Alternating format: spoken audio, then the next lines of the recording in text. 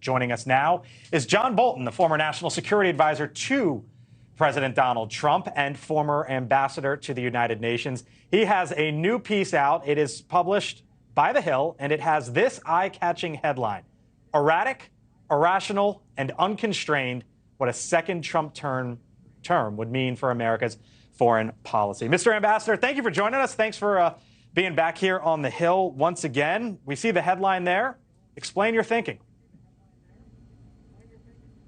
Well, I wanted to try and describe for people what it was like to watch Trump make national security-related decisions.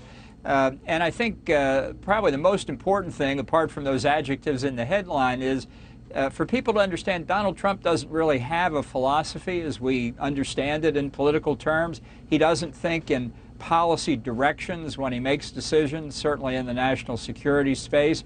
It's really all connected with how things benefit Donald Trump. And what I tried to do in the piece is lay out some of the flaws of his decision-making because it can affect the substance of the outcome. And my real point is something that I also tried to make in my book, which is Donald Mr. Trump Ambassador, hold that thought 1 second as we see Donald Trump take off. That's just what we have on the screen right there. What's interesting about this, as his plane heads north to New Jersey, when you fly in that direction here in Washington, to the right side of the window, the U.S. Capitol building, and the White House, as Donald Trump heads back home. I apologize for interrupting. Continue on, please.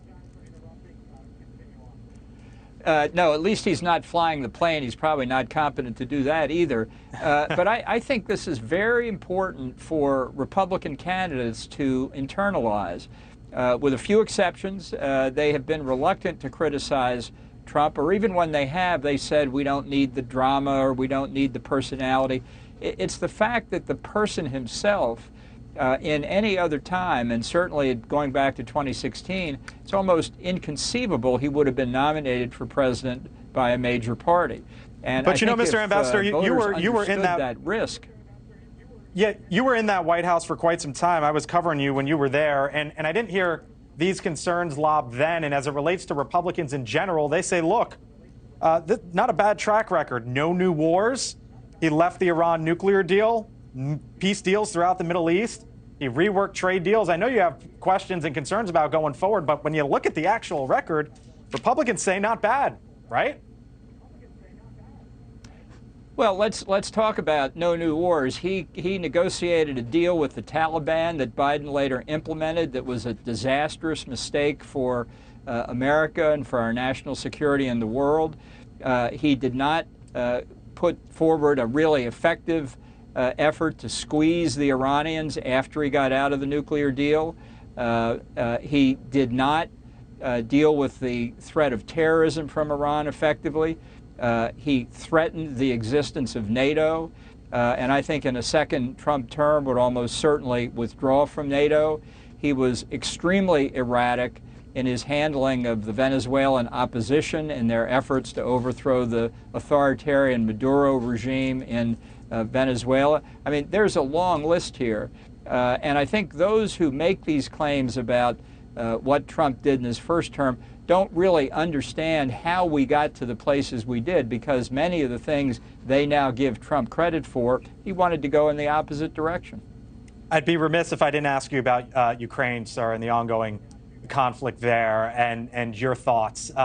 There was a story out in Forbes recently, and the headline there is 5 ways the Ukraine war could become a nuclear conflict. And I'm just wondering, sir, very briefly, if you believe that that is a possibility.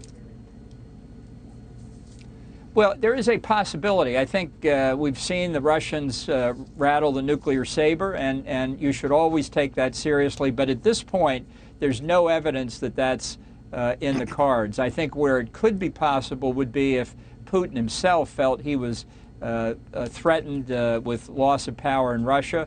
I don't see that happening yet. I think the real question is whether the current Ukrainian offensive ends in gridlock and Putin takes advantage of that to get politically and diplomatically what he hasn't gotten so far militarily. And I'm worried about the Biden administration's staying power. I'm worried about the staying power of a lot of Europeans, too.